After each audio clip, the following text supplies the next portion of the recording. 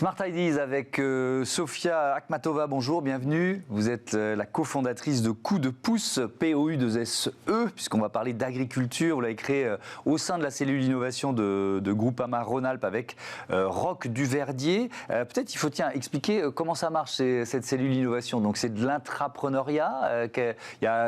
Vous pouvez arriver avec vos idées et puis ensuite on choisit les plus développables, c'est ça ? Alors en fait, c'est un spécifique à Groupama Rhône-Alpes-Auvergne. Ouais. Donc nous, on est basé sur Lyon. Et chaque année, Groupama donne la chance à un binôme. Donc ils choisissent juste une personnalité. Et on a 6 mois pour trouver une idée, aller sur le terrain. Donc moi, j'ai commencé en mars 2022, il y a un an. Et donc mon objet d'étude, c'était la gestion des aléas climatiques et financiers en agriculture. Ouais. Roch m'a rejoint au bout d'un mois et demi. Et donc on a eu cette idée, on est parti vivre en fait en immersion avec les agriculteurs et agricultrices. Au bout de quelques mois, on a eu cette idée, on l'a présentée à la direction de Groupama. Ils ont bien aimé l'idée et maintenant ils sont sponsors et ils financent notre projet. Et donc maintenant elle se développe. Et donc cette idée, c'est une idée de titre restaurant, de ticket restaurant spécifique, c'est ça ? Exactement. Alors après avoir vécu donc avec les agriculteurs et agricultrices, on s'est rendu compte qu'il y avait un décalage entre nous consommateurs qui achetons les produits et ceux qui les produisent. Et on voulait vraiment reconnecter l'alimentation et les exploitations via un levier un petit peu innovant, en l'occurrence le titre restaurant. Et donc le consommateur, en l'occurrence le salarié, pourrait vraiment agir et soutenir donc les producteurs grâce à notre titre restaurant.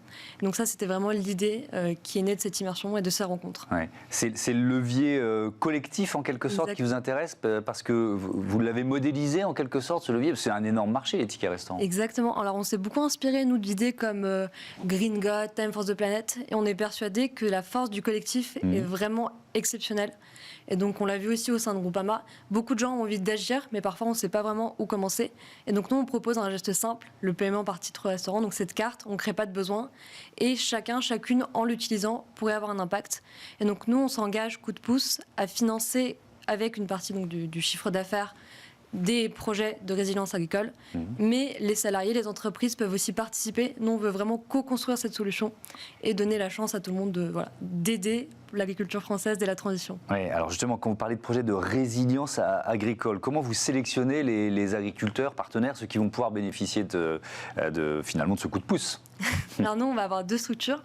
Une structure purement commerciale, donc qui va vendre les cartes, et une structure d'intérêt général qui, elle, va présélectionner avec l'aide d'experts agricoles, donc la viabilité forcément agronomique et financière. Et ensuite, on va laisser les salariés et tous ceux qui souhaitent s'engager auprès de Coup de pouce le choix de voter pour certains projets.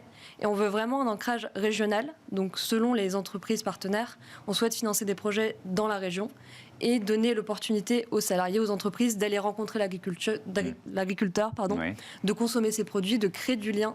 Et nous, on veut vraiment mettre en avant ces sujets parce qu'on est persuadé que c'est très important de pousser en fait cette transition et la résilience pour tous les projets qui vont permettre à l'agriculteur de faire face au mieux aux aléas climatiques et financiers. Donc on le voit aujourd'hui, on a vraiment besoin d'adapter les exploitations. Est-ce que ce sont forcément des projets de transition vers le bio ? Parce qu'on voit que le marché du bio, c'est pas si facile. Le lait bio, par exemple, il y a des surproductions de lait bio. Et donc pour ces agricultrices, agriculteurs qui font ce choix, ils ont d'autant plus besoin d'accompagnement. Comment vous l'évaluez ? Nous, on a vraiment une vision globale, à la fois en termes d'entreprise, de commerce. On veut vraiment juste pousser à cette transition. Et quand je dis résilience agricole, c'est tous les projets qui vont aider l'exploitation à mieux faire face à l'aléa. Par exemple, des meilleures toitures contre la grêle. D'accord.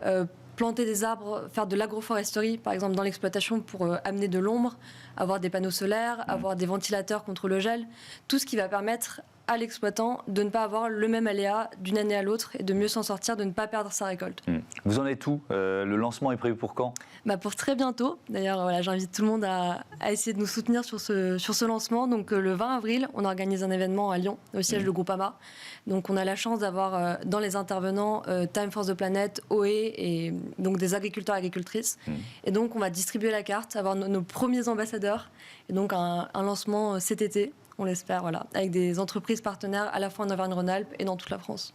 Merci beaucoup, Sofia Akhmatova, et bon vent à coup de pouce. Voilà, c'est la fin de ce numéro de Smart Impact. Je vais remercier Louise Perrin à la production et à la programmation, assistée de Marie Billat aujourd'hui. Au son, c'est Héloïse Merlin et à la réalisation, Raphaël Morel. Merci à toutes et à tous de votre fidélité à Bismart. Salut.